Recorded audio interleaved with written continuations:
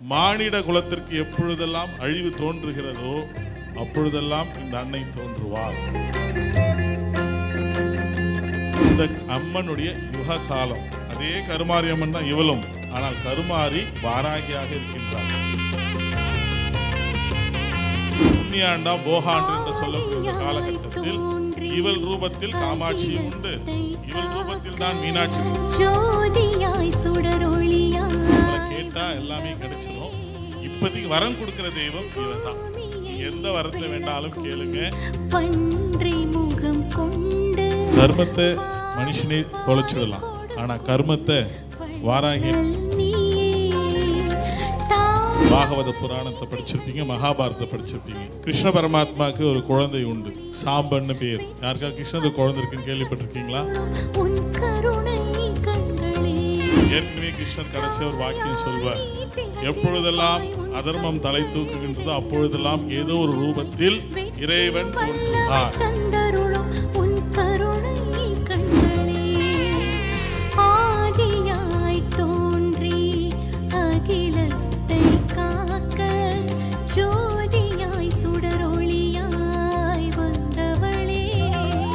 அடுத்ததாக இந்த மேடை மீது ஒரு மிகச்சிறந்த கலைஞரை நம்ம வரவேற்க இருக்கின்றோம். இவர் மிகச்சிறந்த இயக்குனர் மற்றும் நடிகர். தன்னுடைய கலைத்துறையிலேயே தன் சக்தியை கலை வடிவமாக வெளிக்கொண்டு வந்து ஒவ்வொருவரினுடைய இல்லங்களில் அவருடைய திரைப்படங்களை கொண்டாடினார்கள்னு சொல்லலாம்.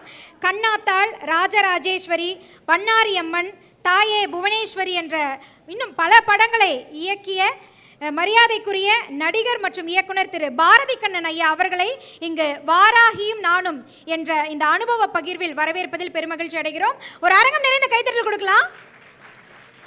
சிரித்த முகத்தோடு இவ்வளவு நேரம் அமர்ந்து அனுபவங்களை எல்லாம் கேட்டுக்கொண்டிருந்தவர் இப்பொழுது ஆன்மீக அனுபவத்தை பகிர்ந்து கொள்ள வருகிறார். எனக்கு தெரிஞ்சவங்க எங்கள் கலைத்துறை சேர்ந்தவங்க நிறையா இருக்கீங்க. சாந்தி வில்லியம்ஸ் அம்மா ஒரு சீனியர் ஆர்டிஸ்ட், தாரணி அம்மா, ஜோதி மீனா, நிறையா பேர் இருக்கீங்க.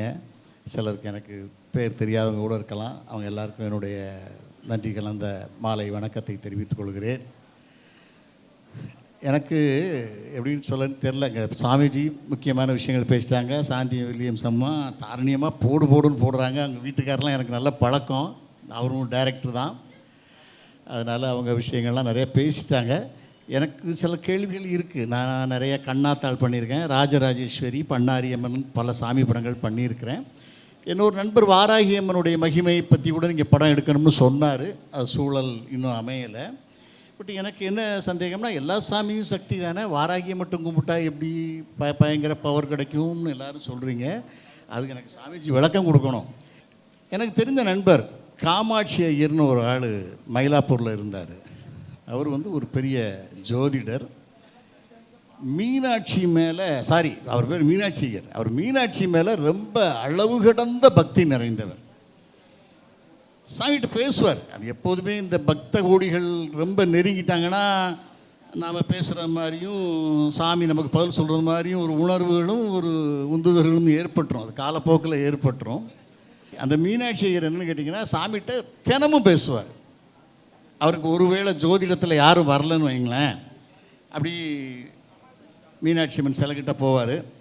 என்ன மீனாட்சி, யாருமே வரல, ஜோதிடம் பார்க்கறதுக்கு யாரும் வரலையே, இங்கே பாரு, நான் வேலை இல்லாமல் பசியும் பட்டியமாக இருந்தால் எனக்கு அசிங்கம் இல்லை, அது உனக்கு தான் அசிங்கம், பார்த்துக்கோ, சரியா? அப்போ சாமி டெய்லி பேசிக்கிட்டே இருப்பார். அப்படிப்பட்ட ஒரு மனிதருக்கு மூலம் அந்த பௌத்திரம்ங்கிற ஒரு வியாதி வந்துருச்சு. அப்போ எனக்கு நான் அப்புறம் ப்ரெஸ் ரிப்போர்ட்டராக இருந்த காலம், டெய்லி அவரை போய் பார்த்துட்டு கொஞ்சம் டைம் கிடைக்கும் போதெல்லாம் அவரோட நான் பழக்கம் உண்டு. அந்த மூல நோய் வந்ததும் அவருக்கு கையில் காசு கிடையாது. ஒரு 2000-3000 தான் கையில் வச்சுருந்தார். ரங்கபாஷ்யம்னு வெங்கட்நாராயண ரோட்டில் ஒரு பெரிய ஹாஸ்பிட்டல், பெரிய டாக்டர், அங்கே போய் அட்மிட் ஆகிட்டார். 3000 ரூபாய் கேட்டுட்டார். இப்போ கூட நான் அவரை ஹாஸ்பிட்டலில் போய் பார்க்க போகிறேன். என்ன சாமி, எப்படி, என்ன பிரச்சனை? இல்லை, ஒரு சின்ன ஆப்ரேஷன், நான் ஒரு 5000 ரூபா வரும்னு நினைக்கிறேன், கட்டிட்டேன் அப்படின்னாரு. சரி, ஓகே. ஆப்ரேஷன் கொஞ்சம் பெரிய ஆப்ரேஷன் ஆகி அது கிட்டத்தட்ட அந்த காலத்திலே 18,000 ரூபா பில்லு வந்துருச்சு. அவர்கிட்ட ஆக்சுவலாக காசு கிடையாது. ஆனால் அளவுக்கு அதிகமாக மீனாட்சியை நம்புவார். அப்போ நான் போய் கேட்குறேன், சாமி 18,000 ரூபா பில்லு வந்துருச்சு, எப்படி நீங்கள் கட்ட போகிறீங்கம்மா? நான் ஏன்டா கட்டுறேன், மீனாட்சி கட்டுவா. ஒன்றும் புரியலை, மீனாட்சி எப்படி வந்து டைரெக்டாக வந்து கட்ட முடியும்? அப்போ 3 நாள் ஆச்சு, 4 நாள் ஆச்சு, ஆப்ரேஷன் முடிஞ்சிருச்சு. அங்கே உள்ள நர்ஸ் எல்லாம், சார் நீங்கள் டிஸ்சார்ஜ் பண்ணிக்கங்க, கிளம்புங்கன்றாங்க. அவர் கூலாக சொல்கிறாரு, மீனாட்சி சொன்னால் தான் நான் போக முடியும், மீனாட்சி சொல்லுவா, நாளைக்கு சொல்லுவான்னு நினைக்கிறேன், சொன்னது நான் டிஸ்சார்ஜ் பண்ணிக்கிறேன்றார். ஒன்றும் புரியலை எல்லாருக்கும். உடனே நர்ஸெல்லாம் போய் அந்த ஹாஸ்பிட்டல் ஓனர் ரங்கபாஷ்யத்தில் போய் கம்ப்ளைண்ட் பண்ணிட்டாங்க. சார் ஒரு ஆள் தங்கியிருக்காரு, என்ன கேட்டாலும் மீனாட்சி தான் பார்த்துக்குவா, மீனாட்சி தான் பில் கட்டுவா, நான் கட்ட முடியாதுன்னு சொல்கிறாரு, என்னென்னு தெரில சார் அப்படின்னா. உடனே அந்த நர்ஸ்லாம், இல்லை அவரை நாளைக்கு டிஸ்சார்ஜ் பண்ண சொல்லுங்கள், வேறு பேஷண்ட் வர்றாங்கன்ட்டாங்க. அப்போது அந்த நர்ஸெல்லாம் போய், சார் நீங்கள் நாளைக்கு காலி பண்ணி ஆகணும், டிஸ்சார்ஜ் பண்ணிடுங்க, எப்படியாவது இங்கே பணத்தை கட்டிட்டு போயிடுங்கன்ற. இவர் கிட்டத்தட்ட அந்த ஹாஸ்பிட்டலில் அவர் தங்கியிருந்த ரூமை ஒரு பூஜை ரூமாகவே ஆக்கிட்டார். ஒரே படங்கள், பக்தி படங்கள், இவர் சூடம் காட்டுறதும் சாமி கும்பிட்றதும் பெரிய பூஜை ரூம் மாதிரி இருக்கும் அவர் இருந்த ரூம். கடைசியில் நாளைக்கு நான் டிஸ்சார்ஜ் பண்ணிக்கிறேம்மா, மீனாட்சிகிட்ட நைட்டு பேசிட்டேன், காலையில் நான் நைட்டு பேசிவிட்டு காலையில் நான் டிஸ்சார்ஜ் பண்ணிடுறேன்ட்டு. நானும் கூட இருக்கேன். எனக்கு ஆச்சரியம், எப்படி இவர் டிஸ்சார்ஜ் ஆவார், பணம் எப்படி கட்டுவார், மீனாட்சி அம்மன் வந்து எப்படி பணம் கட்டும், ஒரே ஆச்சரியமாக இருக்குது. அப்போ அதிகாலையில் ரங்கபாஷ்யன் டாக்டர் அந்த ஹாஸ்பிட்டலில் ஒரு ரவுண்ட்ஸ் வந்து ஒரு வாக்கிங் மாதிரி வருவார். அவர் அப்படி ரவுண்ட்ஸ் வந்துக்கிட்டு இருக்காரு. இந்த மீனாட்சி ஐயா அவருக்கு எதிர்த்தால போய் நின்றுட்டார். என்ன ரங்கபாஷ்யன் கேட்குறாரு, யார் நீங்கள் அப்படின்றார். வணக்கம் ஐயா, என் பேர் மீனாட்சி ஐயர், இங்கே தான் 8ஆம் நம்பர் வார்டில் நான் ஆப்ரேஷன் பண்ணியிருக்கேன், எனக்கு பில்லு கட்டணும், 3000 ரூபா கட்டிட்டேன், வச்சு என்கிட்ட காசு கிடையாது, மீனாட்சி உங்கள்கிட்ட சொல்ல சொன்னான். அவர் கேட்குறாரு, மீனாட்சினா ஏதோ ஒரு டாக்டரோ வேறு ஏதோ ஒரு ஆள் பொருளுக்குன்னு, எந்த மீனாட்சிங்கன்னார். மதுரை மீனாட்சி, ஷார்ட் மதுரை மீனாட்சிகிட்ட பேசிட்டேன், அவள் சொன்னால் ரங்கபாஷ்யத்தில் போய் பேசு சரியாயிடும்னு சொன்னான். அவருக்கு ரங்கபாஷ்யத்துக்கு ஒன்றும் புரியலை, என்ன இவர் சொல்கிறாரு, மீனாட்சிங்கிறாரு, ஒன்றும் புரியலையே அப்படின்ட்டு. நீங்கள் சொல்கிறது எனக்கு புரியலை சாமி. ஆமாங்க, நான் மீனாட்சியோட தீவிர பக்தன், மீனாட்சி தான் என்னங்க வர சொன்னால், மீனாட்சி சொன்னதுனால தான் நான் ஆப்ரேஷன் பண்ணேன், ஆப்ரேஷன் ஒரு 5000 ரூபான்னு பார்த்தேன், 18,000 ரூபா ஆயிடுச்சு, என்கிட்ட இருக்குது அவ்வளோதான், 3 ரூபாய் கட்டிட்டேன், இப்போ என்ன பண்ணேன்னு எனக்கு தெரில, மீனாட்சி உங்கள்கிட்ட சொல்ல சொல்லிட்டான், என்ன பண்ணுவீங்களோ நீங்கள் பண்ணிக்கங்க. ரங்கபாஷ்யன் அப்படியே அவரை பார்த்தார், பார்த்துட்டு சரி நீங்கள் போங்க நான் பேசிக்கிறேன்ட்டு கட் பண்ணிங்கன்னா ரிசப்ஷனுக்கு ஹாஸ்பிட்டல் முதலாளி பேசிட்டார். அந்த மீனாட்சி ஐயங்கரை இன்றைக்கி டிஸ்சார்ஜ் பண்ணிடுங்க சார். அவர் பணம் வேண்டாம், அவர் டிஸ்சார்ஜ் பண்ணி அனுப்பிச்சிருங்க, பணத்தை வாங்க வேண்டாம், நான் பார்த்துக்கிறேன் அப்படின்ட்டு. உடனே இவர் வந்து சொல்லிட்டார் என்கிட்ட, பார்த்தியா நான் சொன்னேன்ல மீனாட்சி பார்த்துக்குவான்னு சொன்னேன்ல, அவன் கட்டிடுவா பில்லு, வாங்க போவோம் அப்படி கேஷுவலாக ரிசப்ஷன், அம்மா போயிட்டு வரட்டும் வந்துட்டார், யாரும் வர ஒன்றும் கேட்கலை. இப்படி நான் பல மனிதர்களை பார்த்துருக்குறேன்.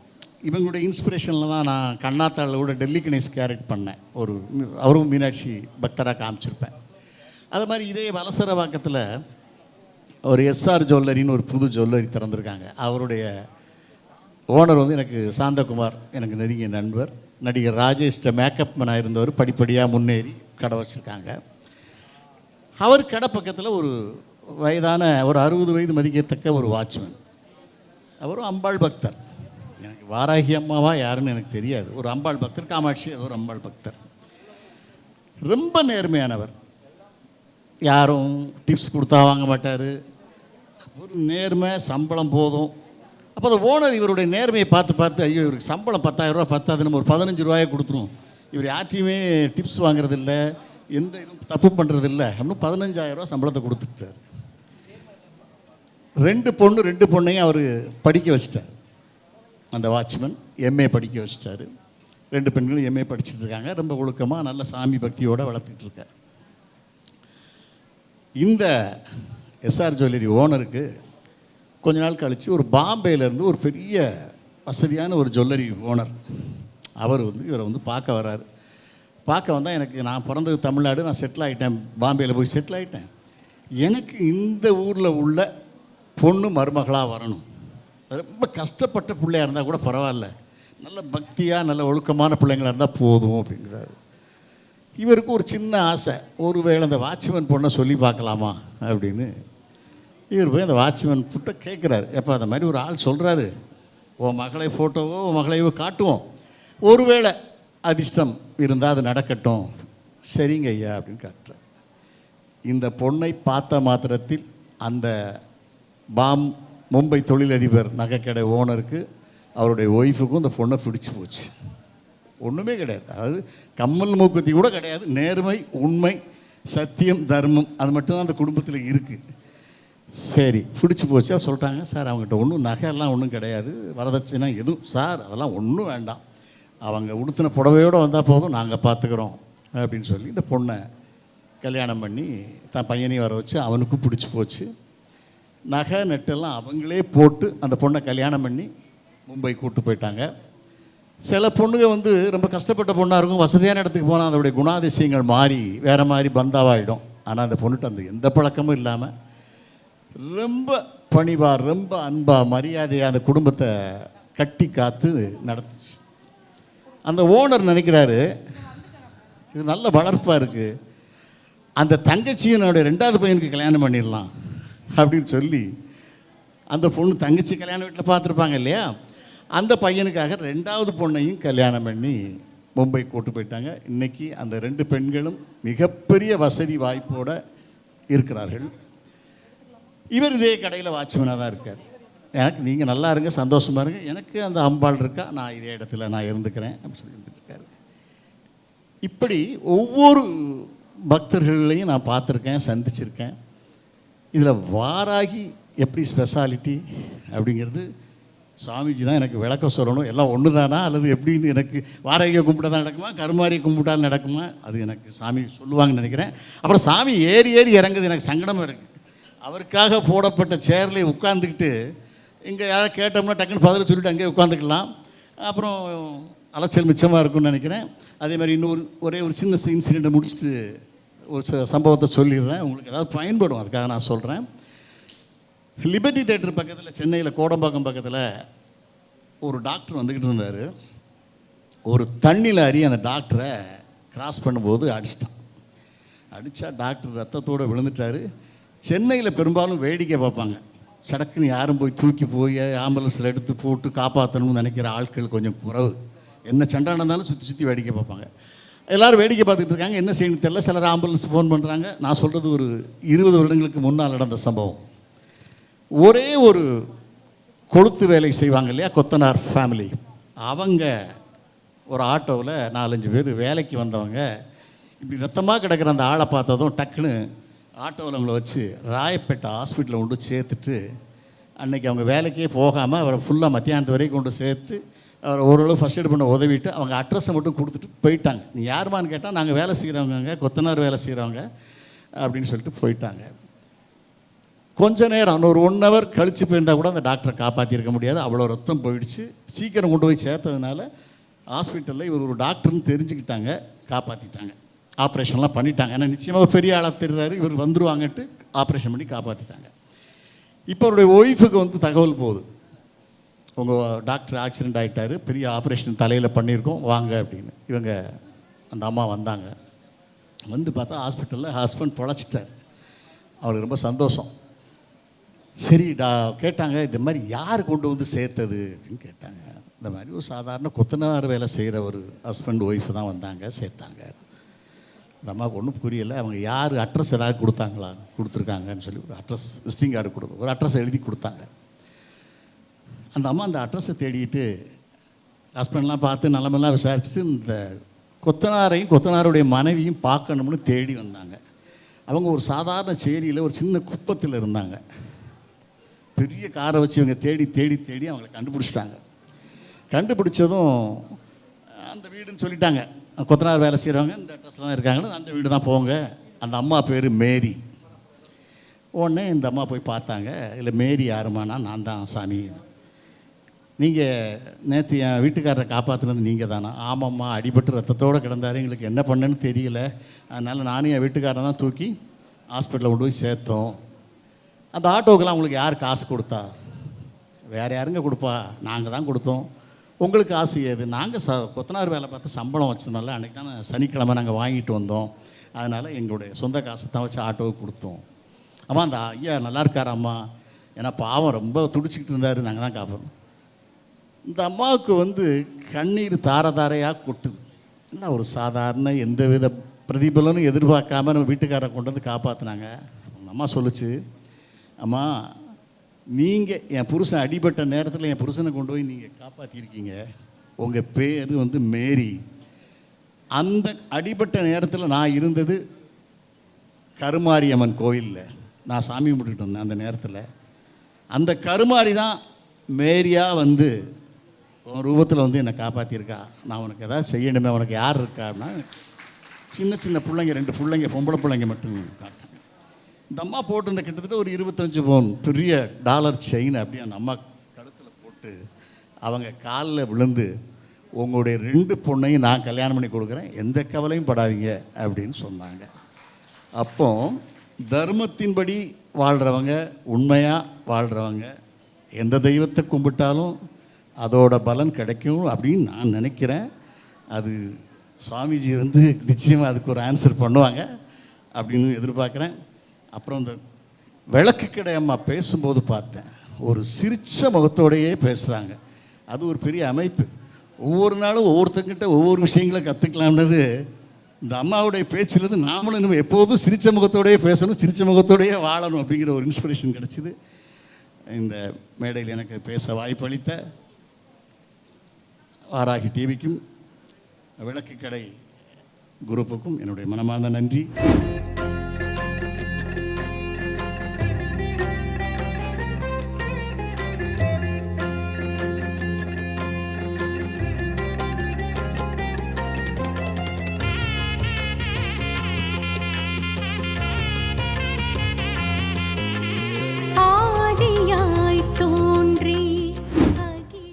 டவுட்டு, வாராகி வாராகின்னு எல்லாம் சொல்கிறீங்க, ஏன் இது கும்பிடணுமான்னு ஒரு கேள்வி கேட்டார்.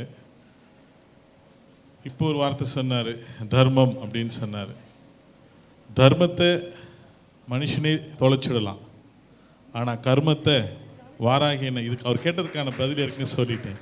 இவள் கர்மத்திற்கான தேவதை. இப்போ கலிகாலத்தில் நல்லாவே தெரியும், தர்மம் சுத்தமாக கிடையாது, கர்மம் தலை தோங்கி நிற்குது. ஏற்கனவே இந்த இடத்துல மகாபாரதத்துலேருந்து ஒரு செய்தியை சொல்லணும். மகாபாரதம் முடிந்து கலியுகம் ஆரம்பம் என்பது உலக்கையில் ஆரம்பித்தது. எல்லோரும் நிறைய பாகவத புராணத்தை படிச்சிருப்பீங்க, மகாபாரதத்தை படிச்சிருப்பீங்க. கிருஷ்ண பரமாத்மாவுக்கு ஒரு குழந்தை உண்டு, சாம்பன்னு பேர். யாருக்காவது கிருஷ்ணருக்கு குழந்தை இருக்குன்னு கேள்விப்பட்டிருக்கீங்களா? சாம்பன் பேர். கிருஷ்ணருக்கு அப்படியே நேர் எதிரானவர். கிருஷ்ணர் எப்படி தர்மத்தின் ரூபமோ, அவருடைய மகன் முழுமையாக துரியோதனுடைய வடிவம் கொண்டவனாக அதர்மத்தின் ரூபம். அப்படி அந்த சாம்பனுக்கு ஒரு சாபம் கிடைக்கிறது, உன் வயிற்றில் உலக்கை பிறப்பதாக என்று ஒரு முனிவர் சாபம் எடுக்கிறார். ஆம்பளைக்கு போய் எப்படிடா வயிற்றில் உலக்க பிறக்கும் இல்லையா அப்படின்னு சொல்கிற பட்சத்தில் 7ஆவது நாள் ஒரு உலக்கை பிறக்கிறது. அதை பலராமன் என்ன பண்ணுறார், இது இருந்தால் குலமே அழிந்துவிடும், எது குலமே அழிந்துவிடும் சொல்லி அதை துண்டு துண்டு துகள்களாக, எப்படி நம்ம கேரட்டை தேய்ப்போம் அவர் சிறு சிறு துகள்களாக தொலைத்து, கேரட் தேய்ச்சும்போது நம்ம பார்த்தீங்கன்னா கடைசியாக ஒரு துகள் நிற்கும், அது தேய்க்கவே முடியாது, ஒன்று வாயில் போட்டுக்குவோம் இல்லை அப்படி போட்டுருவோம். கடலில் போட்டு கரைச்சிடுறார். அந்த கடலில் கரைச்ச உடனே அந்த துகள்கள் எல்லாம் கரை ஒதுங்குகின்றன. பிற்காலத்தில் அவைகள் எல்லாம் கோரை புற்களாக உருவெடுக்கின்றன. அந்த சின்னதாக போட்டாங்க பார்த்தீங்கன்னா, அந்த துண்டு தான் வாலியினுடைய மறு அவதாரமாக இருக்கக்கூடிய வேடனிடத்தில் கிடைத்து, அதை அவன் தன் அம்பிலே வைத்து அதன் ரூபமாக கிருஷ்ண பரமாத்மா மடிந்தார் என்ற கதை எல்லாருக்கும் புராணத்தில் தெரிஞ்சிருக்கும். அவருடைய மகன் சாம்பன் என்பவன் தான் பலராமனை அழிக்கின்றான். பலராமனை அழித்த கோபத்தினால் கிருஷ்ண பரமாத்மா என்ன செய்யறான்னா, அந்த கோரப்புல்லை அப்படி பிடுங்குறார், உலக்கையாக மாறும். ஒவ்வொரு கோரப்புல்லும் ஒவ்வொரு உலக்கைகளாக மாறி மாற்றி மாற்றி மாற்றி அடிச்சுக்கிறாங்க. ஏற்கனவே கிருஷ்ணர் கடைசியாக ஒரு வாக்கியம் சொல்வார், எப்பொழுதெல்லாம் அதர்மம் தலை தூக்குகின்றதோ அப்பொழுதெல்லாம் ஏதோ ஒரு ரூபத்தில் இறைவன் தோன்றுவான். இப்போ நமக்கு நல்லாவே தெரியும், தர்மத்திற்கு துளி கூட இடமே கிடையாது. அனைவரும் 16 வயது குழந்தை, ஏதும் அறியாத குழந்தை மடிகிறது. எவன் என்ன தவறு செய்தான் என்று கேள்வி கேட்டால் எவராலும் சொல்ல முடியாது. ஒவ்வொரு மருத்துவமனைகள் தோறும் நீங்கள் சென்று பார்த்தீர்களானால் கூட்டம் அலை மோதுகின்றன. கோயில் இருக்கிறத விட மருத்துவமனையில் இருக்கிற கூட்டம் தான் இன்னைக்கு ஜாஸ்தி. ஆயில் குறைந்து கொண்டே வருகிறது. என் தாத்தன் 120, முப்பாட்டன் அதற்கும் மேல், என் தகப்பன் 80, நாம் 60 கடப்பது என்பதே மிகப்பெரிய அரிதாகிவிட்டது. இதற்கெல்லாம் நமக்கு முன்னோர்கள் வகுத்து தந்த ஒரே வார்த்தை கர்மத்தின் பலனே இப்பிறவி என்று. இப்படி போயிட்டே இருந்ததுன்னா 40 வயசு 30 வயசு 20 வயசு மானிட குலமே அழிந்துவிடும். மானிட குலத்திற்கு எப்பொழுதெல்லாம் அழிவு தோன்றுகிறதோ அப்பொழுதெல்லாம் இந்த அன்னை தோன்றுவாள். இப்போ கொரோனாக்கு பிறகு மிகப்பெரிய அழிவு சந்தித்து நம்ம மீண்டு வரோம். ஆக இந்த அம்மனுடைய யுக காலம். அதே கருமாரி அம்மன் தான் இவளும், ஆனால் கருமாரி வாராகியாக இருக்கின்றாள். அதே அவதாரன்றது ஒரு முறை தோன்றுவது, ஜோதி ரூபமாக அவளுடைய சொரூபம். அதாவது இறைவன் எப்பொழுதுமே தன்னகத்தை அனைத்து சக்தியும் உள்ளடக்கியிருப்பார். இப்போ விஷ்ணு பரமாத்மா கிருஷ்ணனாக தோன்றியிருக்கும் போது பார்த்தீங்கன்னா விஸ்வரூபம் எடுப்பார். அந்த விஸ்வரூபத்தில் எல்லாமே இருக்கும். இந்த பிரபஞ்சத்தில் இருக்கக்கூடிய மொத்த தெய்வமும் அதில் இருக்கும். ஸோ அவதாரம் என்பது ஏதோ ஒரு காரணத்திற்காக அந்த விஸ்வரூபத்தில் அனைத்து சக்திகளும் உள்ளடக்கியதாக இருக்கும்.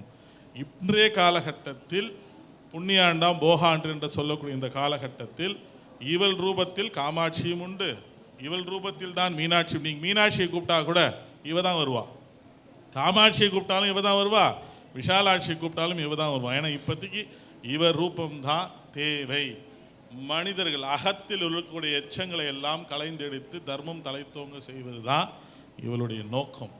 அதனால் இவளை கேட்டால் எல்லாமே கிடைச்சிரும். இப்போதைக்கு வரம் கொடுக்குற தெய்வம் இவ தான்.